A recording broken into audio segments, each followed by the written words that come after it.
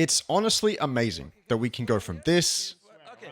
Fuck the Oscars, you know? Fuck the Oscars! Fuck you! all the way to this. It takes two.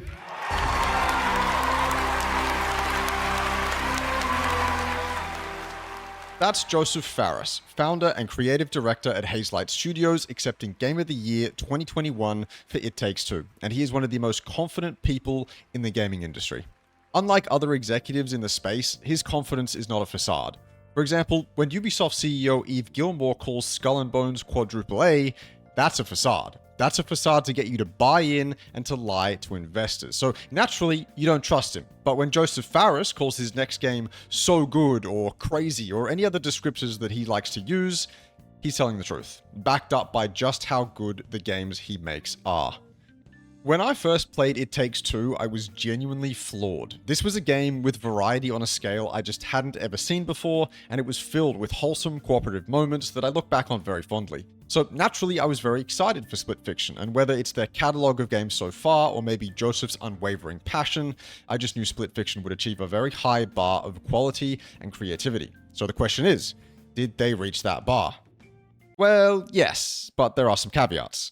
While It Takes Two and Splitfiction share the same co-op adventure DNA, I feel as though they're different. It Takes Two felt a lot more intimate in its level design, with an emphasis on genuine cooperative moments and interactivity. The environments were recognizable due to the game's setting, and each level's mechanics were inspired by the fact that you were much smaller than the world around you. Splitfiction feels a lot more gamified. It feels like you are actively trying to beat a traditional video game level through cooperation like you would another platformer. And because of this, there's an obvious focus on the cooperative back and forth between each player, and obviously the level design reflects that. While It Takes Two felt more grounded, Splitfiction feels larger than life. Personally, I resonated with It Takes Two way more. My life wasn't drastically different back when I played It Takes Two to now, so I don't know why playing Splitfiction was less magical, although the story and characters certainly play a role. Zoe and Mio act as fine vessels to traverse each level with, but their writing is too safe for me to really feel anything meaningful, especially toward the beginning of the game, where it's really hard to enjoy either character.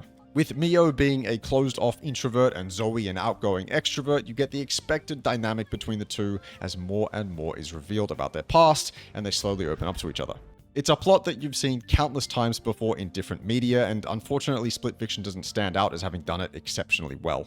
I do, however, like a lot of the reveals towards the end of the game. While I'm not sure the actual dialogue gets better, the story devices, subtlety, and twists definitely do.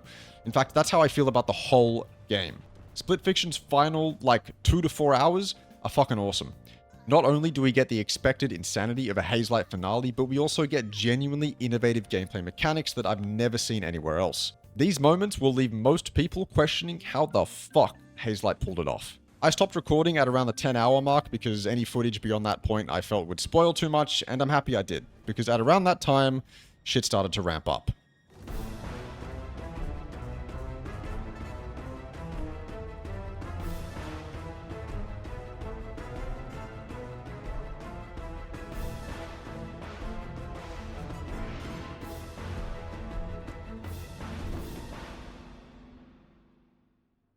Splitfiction's visuals are incredibly impressive, but it's easy to have predicted this game becoming a homogeneous mess if Hazelight went down the route of photorealistic graphics. But smartly, Hazelight opted out of expensive techniques in favor of performance and a distinct art style.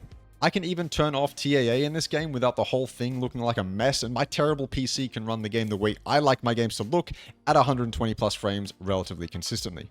For games like this, accessibility is key, and Hazelight understands that. Don't get me wrong though, Splitfiction looks gorgeous. The sprawling fantasy vistas of Zoe's imagination to the neon-lit sci-fi settings of Mio's mind, you'll be consistently stunned at the work that's gone into environmental detail, and it's clear Hazelight has some seriously talented artists on their team. What's unfortunate about the detail that's gone into these environments is that you're rarely ever encouraged to interact with them. Instead, they've scattered benches across the game where you sit down and get some dialogue while admiring the view, but these feel like something that were thought of later into development, and they feel that way because for much of this game, you are breezing through levels, completing mostly trivial puzzles or moving pieces of terrain to let you progress further, and then the level's over, and you're unfortunately on to the next. Not to say that the level's mechanics or features are incompetently designed, quite the contrary, more to say that much of it doesn't feel entirely engaging. It lacks flair and challenge. So those benches seem like Hazelight's band-aid fix to allow players some time to stop and appreciate where they're at, but I just don't think it's enough. What ends up happening in the first, say, 2 to 3 quarters of this game is the pacing feels way off. Some parts are super kinetic and interesting, and other parts end up feeling tedious. In an interview with the Friends Per Second podcast, Joseph Fares explains that one thing they need to improve in their games is the pacing, and with Split Fiction, I think that's probably true. While each level has worthwhile unique mechanics, at points it felt like my friend and I were meandering through parts of each level on autopilot. We'd been shown the mechanics and we're now using them to do very basic puzzle solving or platforming. Very rarely during the main sequences did I feel like the mechanics were there to be toyed with. Instead, they were vessels to progress through the level, and that's it.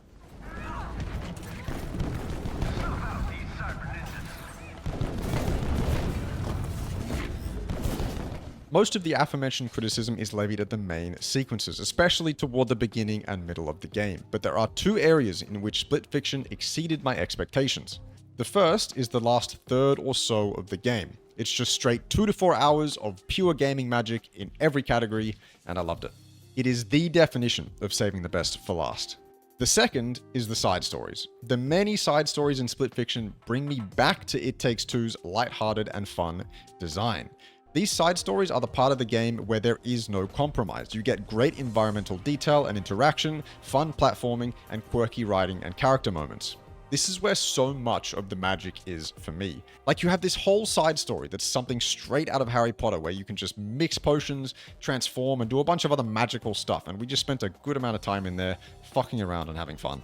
Most people would have seen the hot dog side story at this point as well, and that's just another great showcase of engaging level design and interactivity. The quality and creativity of the side stories makes them so much more fun than much of the main sequences. And to me, the inspiration behind these side stories is exactly the kind that should be channeled into the main sequences as well.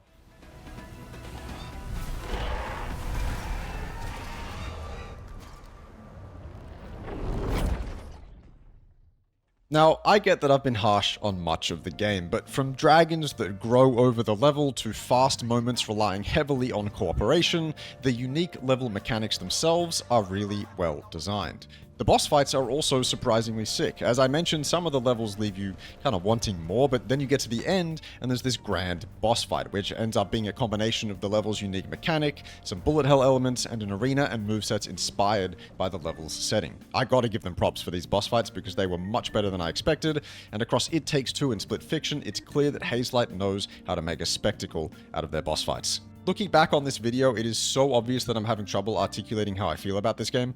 I also find it weird to criticize level design while simultaneously praising each level's unique mechanics, but I just think the mechanics could have been better used in some cases. Look, this script is a mess, and to be honest with you, as I'm recording it now, I feel like a mess, and maybe it's the way that I've written it, but Split Fiction just felt like a really messy game to me, and therefore my thoughts ended up being messy. Yeah, it's hard to explain, but that's just kind of how I feel. It is a fantastic game, though, don't get me wrong. I am underselling the shit out of Split Fiction. It is well worth price of admission, and of course, I will happily recommend it to anyone. This just feels like one of those moments where it's seemingly meaningless to talk about positives everyone knows exists, and much easier to try and elaborate on negatives that I felt while playing. Either way, I appreciate you watching, have a great day, and I'll see you later.